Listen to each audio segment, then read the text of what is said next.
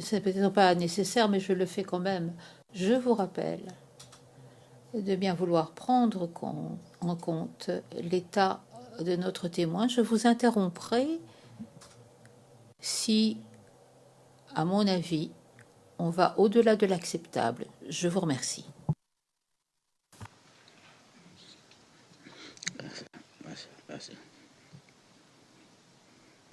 Merci, Monsieur le Président. Et c'est bien noté. Bonjour, Monsieur le témoin.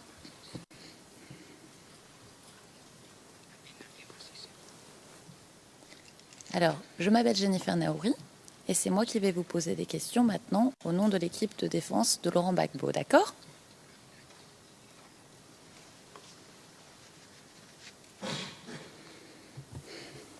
Ouais, bismillah. D'accord, j'ai compris. Allez-y. Très bien. Alors, je voudrais revenir au moment où vous êtes installé dans le quartier Mamifété.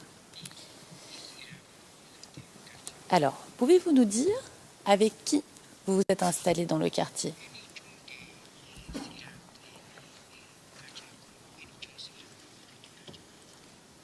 Kasigi Chodi. Que voulez-vous dire installer?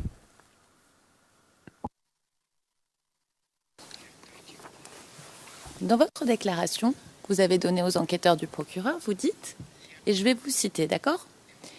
C'est le paragraphe 8.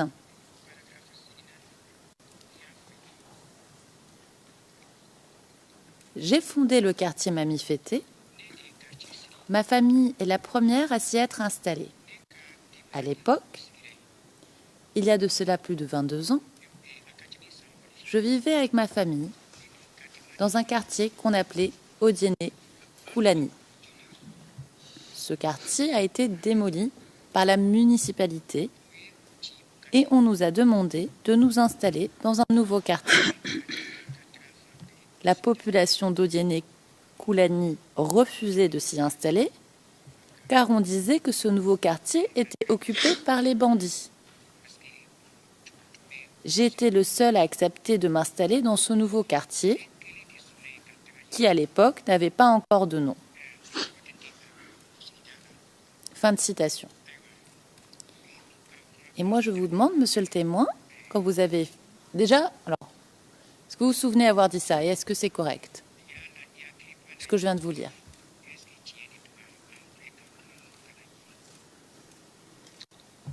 Ouais, Wojina Kulani. C'est lorsqu'ils ont démoli Odiéné Koulani que nous nous sommes rendus à Mami Faté.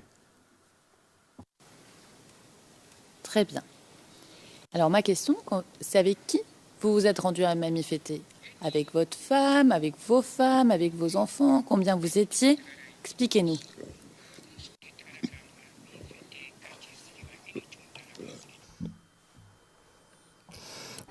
Je suis allé avec ma femme et puis les autres nous ont rejoints.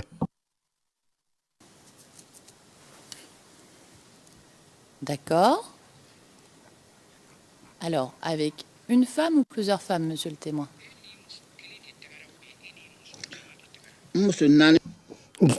Je suis allé avec mes 4 femmes.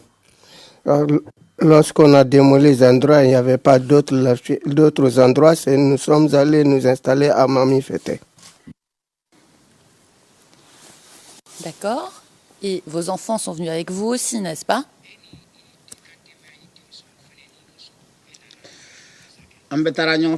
Oui, nous sommes allés tous ensemble. Très bien. Alors, combien de fils sont venus avec vous? En tout, au total. Tous mes enfants étaient avec moi au nombre de 20. Donc, après ceux qui ont été tués, il me reste 17. D'accord. Alors, combien de fils parmi les 17 avez-vous? Combien sont des garçons, monsieur le témoin?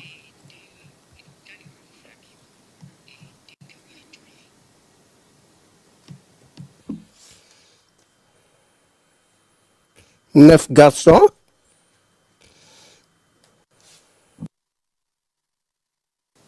Et parmi ces 9 garçons, est-ce qu'il y en a qui vous aident financièrement?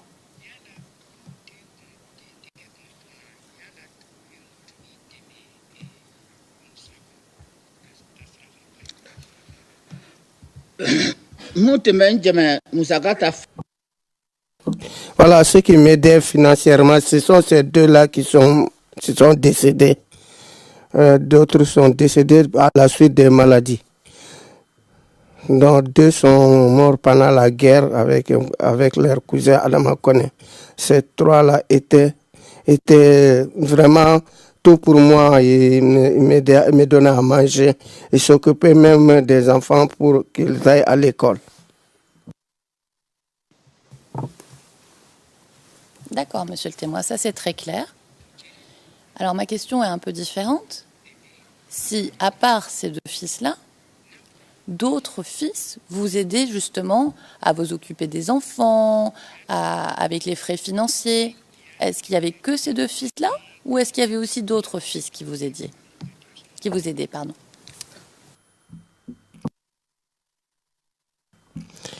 Les autres qui sont là, ils sont tout petits, alors on s'est débrouillé avec.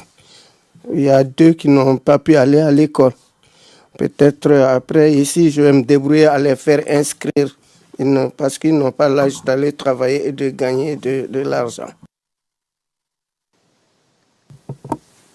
D'accord. Et aujourd'hui, monsieur le témoin, lequel de vos fils vous aide financièrement, s'il y en a un?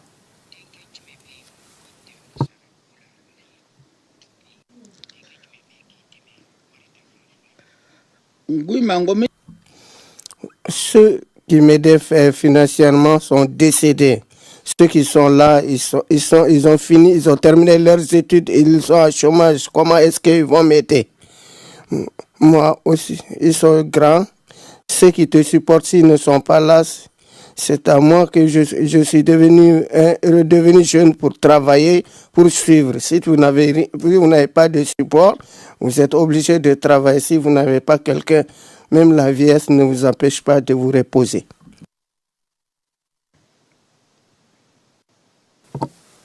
D'accord, monsieur le témoin. Alors,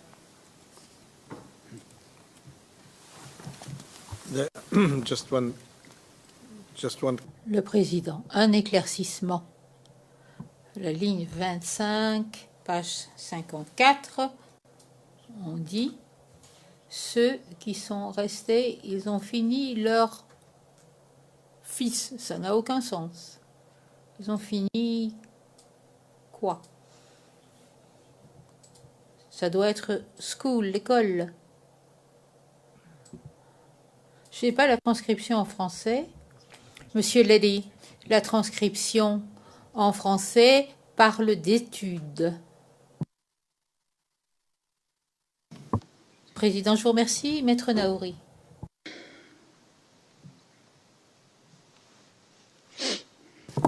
merci, monsieur le président. Et juste pour éclaircir, monsieur le témoin, ces autres fils, ils ont quel âge maintenant, aujourd'hui?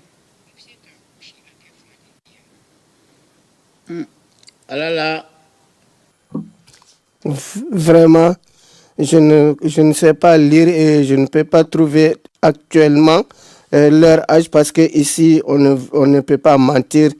Même si vous mentez, vous serez toujours en point avec la cour. Donc, je ne peux pas mentir.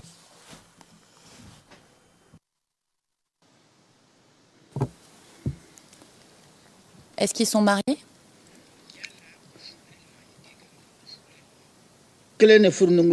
Un seul est marié parmi ceux qui restent.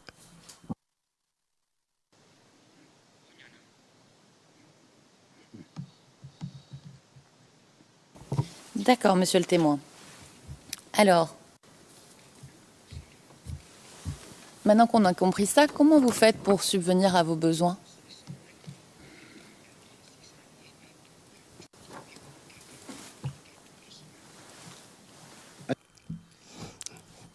Dieu merci, vraiment, ça c'est un secret pour moi, je ne pourrais pas le divulguer. c'est Dieu qui nous aide en tant que père de famille, parce qu'on ne peut pas dire qu'on peut nourrir les gens, c'est Dieu qui nous aide à supporter nos familles, à souvenir à leurs besoins.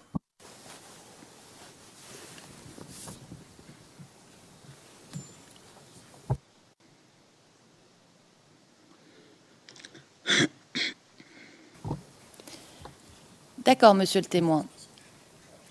Est-ce que vous recevez toujours une taxe de certains habitants de Mamifété?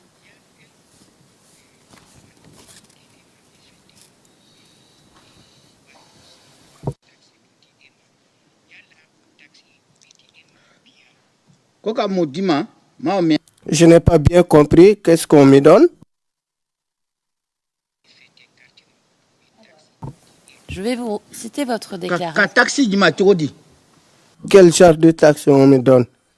Je ne suis pas chauffeur, comment est-ce que je peux percevoir des taxes? Alors, on va essayer de clarifier, parce que on ne parle pas de taxi ici. Et je vais vous citer votre déclaration.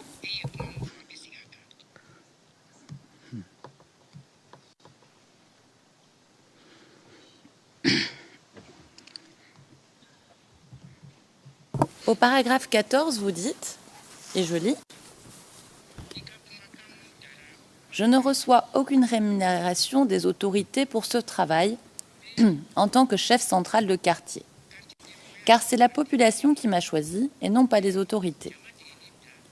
Il arrive par contre que la population me verse une petite taxe lorsqu'une personne organise un événement dans le quartier ou lorsqu'une personne décide de vendre un terrain dans le quartier. Cet argent me permet d'effectuer mes déplacements. » Fin de citation. Alors je vous demande, monsieur le témoin, si vous recevez toujours cette taxe dont vous avez parlé aux enquêteurs du bureau du procureur.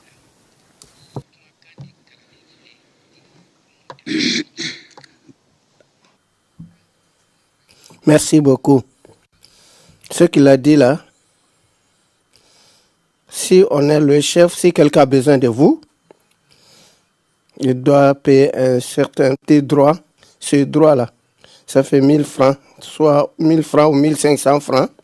Si il paye cela, je peux m'occuper de son affaire. Et avec ça, ces 1000 francs assurent mon transport.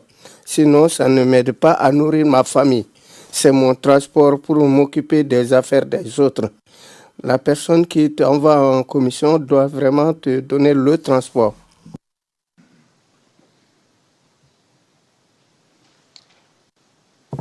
D'accord. Et si quelqu'un ne vous paye pas la taxe qu'il vous doit, qu'est-ce qui se passe, monsieur le témoin? Forcé, Meta. Mais je suis forcé de le faire parce que j'ai accepté d'être le chef. Donc, tu es obligé d'aider les autres. Tu deviens un peu comme leur esclave. C'est comme vous êtes là, vous travaillez, vous venez faire votre travail d'abord avant de vaquer à d'autres choses. Donc, dès que tu acceptes d'être chef, il faut faire le travail du chef.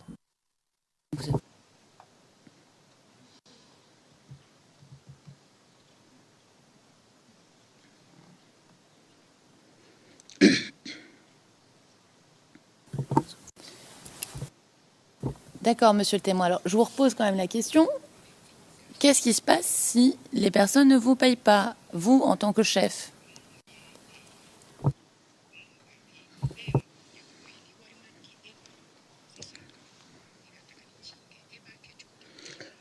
Meta, parce que Oui, parce que j'ai accepté d'être le chef.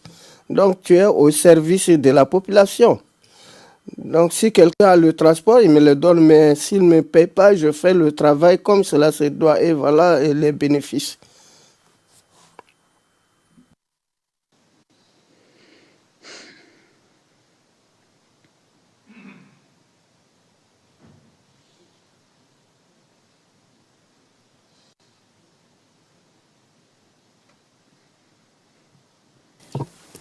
D'accord, monsieur le témoin.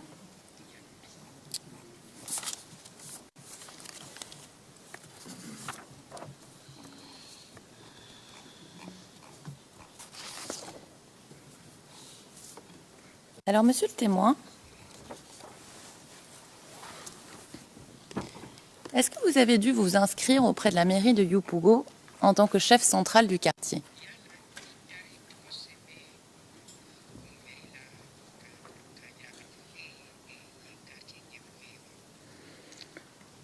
Quartier Morol. C'est pas le maire qui m'a choisi, ce sont les gens les 17 communautés qui m'ont choisi d'être le chef. Ce n'est pas la mairie.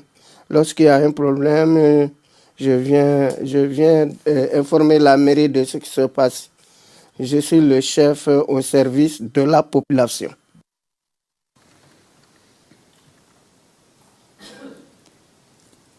D'accord. Donc c'est vous qui vous rendez à la mairie de Yupougon pour discuter de choses qui se passent dans le quartier, c'est ça?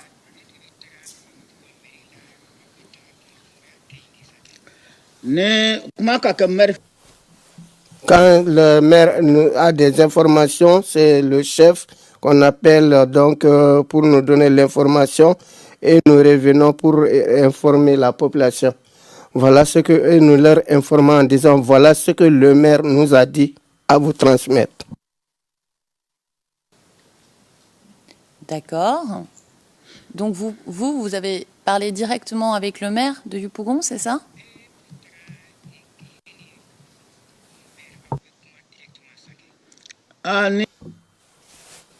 S'il y a un problème, nous le faisons ensemble. Voilà, il peut pas, si on est ensemble, il ne me parle pas à moi seul, mais il parle avec toutes les personnes qui viennent et on essaie de régler nos affaires ensemble.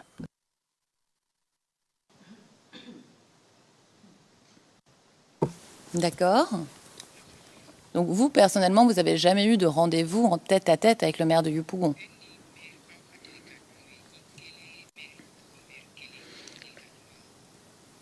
En tant que chef, je n'y vais pas tout seul parce que j'ai un secrétaire plus les notables. Nous allons ensemble et donc nous sommes informés ensemble. Je n'y vais pas tout seul. S'il me donne une information, si je n'arrive pas à bien transmettre, c'est moi qui serai responsable. Le chef n'est pas fait pour mentir, mais pour dire la vérité.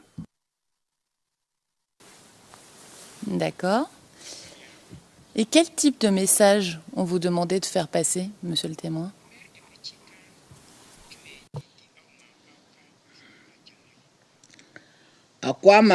Il nous a dit de nous réconcilier après les hostilités. Donc après cela, nous venons ensemble avec le maire, nous faisons une réunion et on doit faire la réconciliation. Donc nous avons appelé nos populations, nous avons travaillé avec le maire pour assurer la réconciliation. D'accord. Ça, c'est aujourd'hui, mais avant la crise post-électorale, avant les élections présidentielles de 2010. Est-ce que vous voyez le maire de Yupougon?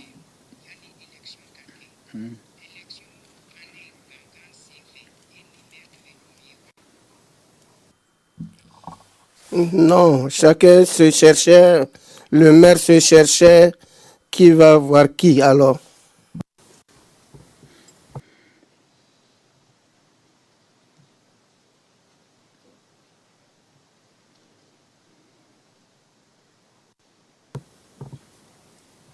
D'accord.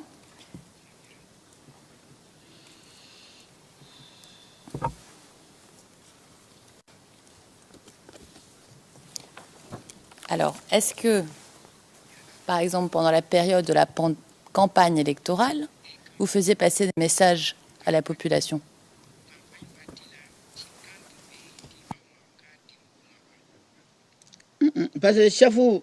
Non, parce que il faut informer la population et parce que les gens qui font campagne sont des partis politiques, ce n'est pas la même chose qu'être chef, parce qu'un chef ne fait pas de politique.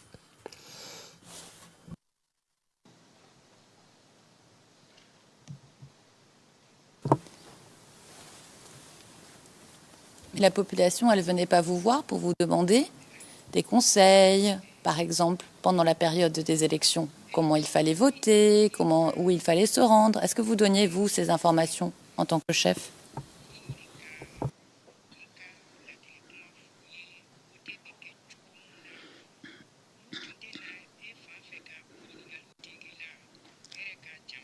Non, Non, le chef a un programme et le programme politique sont différents. Le programme du chef, c'est le problème du quartier. Ce qui se passe dans le quartier, c'est le chef qui parle de cela. Mais quant aux partis politiques, ils font ce qu'ils font. Si vous êtes d'un parti que vous allez... Et enfin, le matin, toi et ta femme, vous n'êtes pas souvent dans le même parti. Donc, être chef et faire partie d'un parti politique, ce n'est pas la même chose. Le chef, s'il fait de la politique, ça ne marchera pas.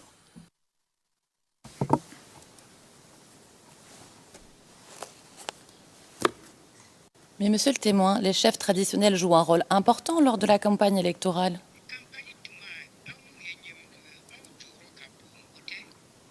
Là où nous nous tenons, c'est important. S'il y a des problèmes dans le quartier, nous réunissons pour mettre fin à tout cela. Bon, si tu ne fais pas partie d'un parti, ces gens ne t'appelleront pas. Le chef ne fait pas de la politique. Le chef, il est chef de quartier. S'il y a un problème dans le quartier, on vient l'informer et il va et avec ses conseillers, on résout les problèmes. Non, tu ne vas pas chez Sirike ou bien chez Zoumano ou chez Kofi. Non, non, non. Non, ça, le chef ne fait pas ça. Être chef de quartier, c'est être chef de village. Tu appartiens à toute la communauté. Même si tu n'aimes pas quelqu'un, tu es obligé de résoudre son problème.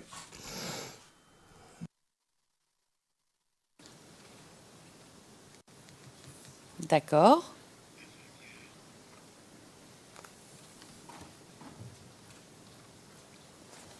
Donc, à votre connaissance, aucun des candidats n'a mobilisé des chefs des chefs traditionnels pour leur faire passer des consignes de vote.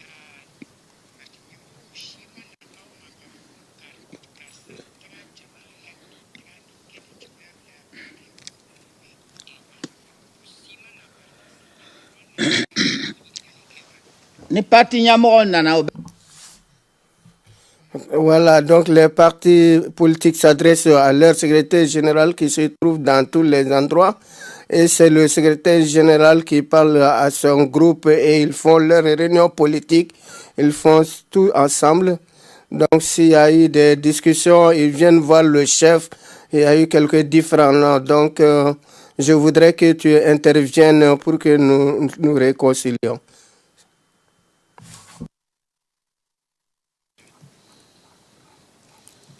Donc vous réglez les problèmes du quartier, tels que des disputes de voisins, du quotidien, c'est ça?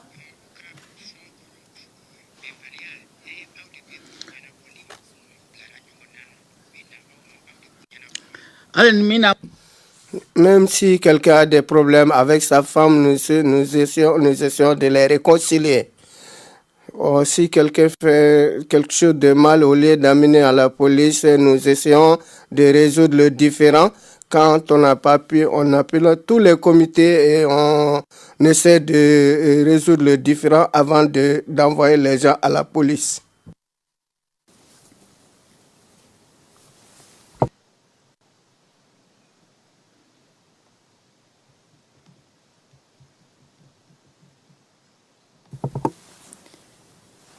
D'accord, monsieur le témoin. Qui est-ce qui amène les gens à la police si le différend n'arrive pas à être résolu?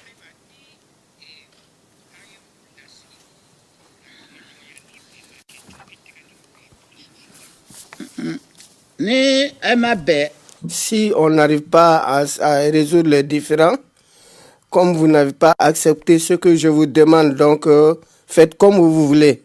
Mais je ne leur dis jamais d'aller à la police. Et comme je suis là, je leur dis non, arrêtez les disputes.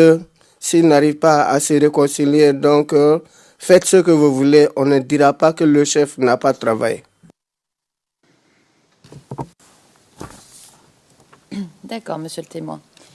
Et Qui étaient vos adjoints en 2010-2011, lors de la période des élections et lors de la période de la crise post-électorale?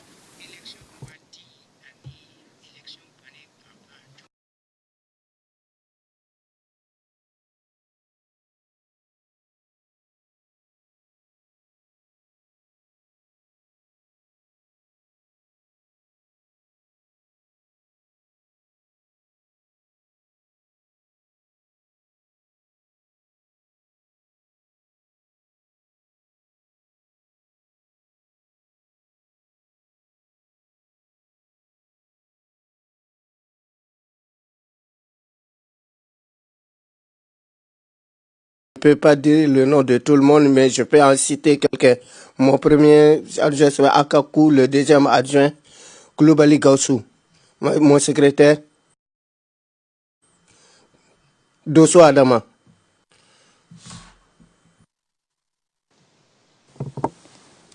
D'accord. Et à part faire partie de votre bureau, c'est quoi le travail de ces 3 personnes que vous venez de nous citer?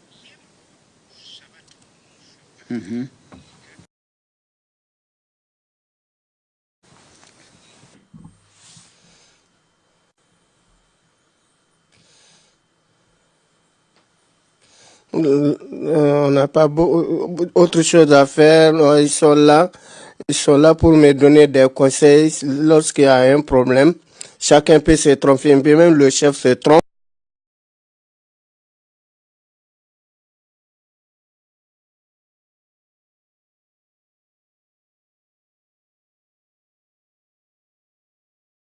Je m'adresse à la population, donc je lui demande où ça. Donc il n'y a pas du tout d'induire le témoin en erreur, on rebondit simplement sur ce qu'il a dit.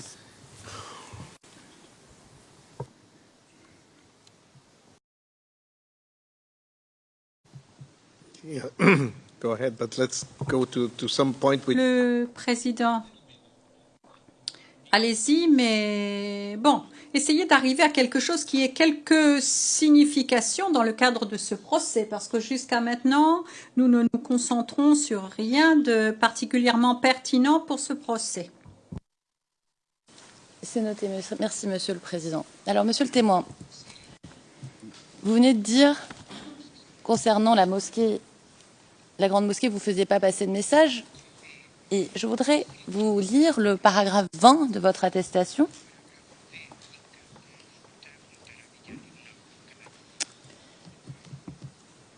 Ce jour-là, M. Diaby est venu chez moi et m'a expliqué qu'il avait été envoyé par le gouvernement pour recenser les victimes de la crise. Il a demandé mon aide pour rassembler les personnes qui ont perdu des proches.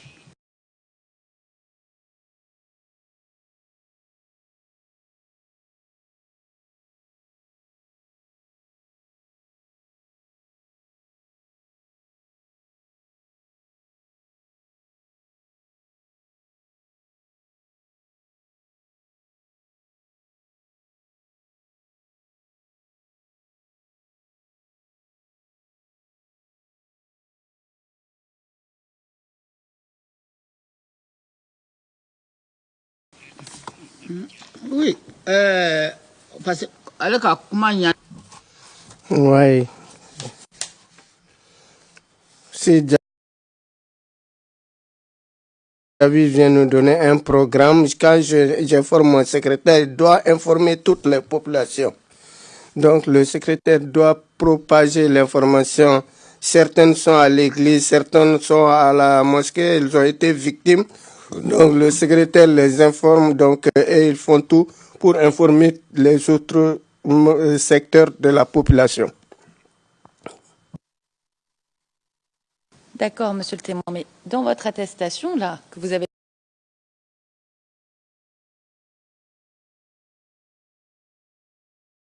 Donc, est-ce que vous, personnellement, vous avez fait passer un message à la mosquée de Mami Fété?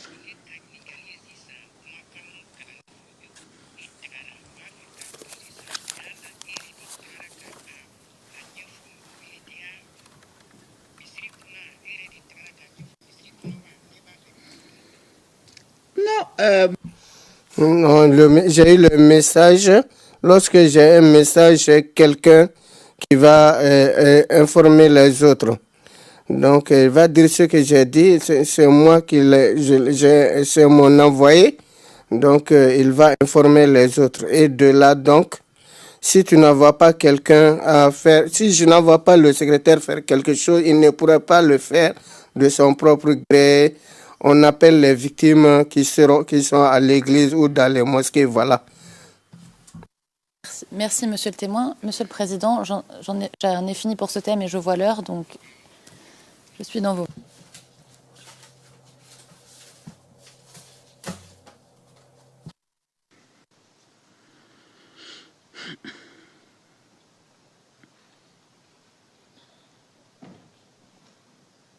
So now, Le juge président, nous allons faire la pause.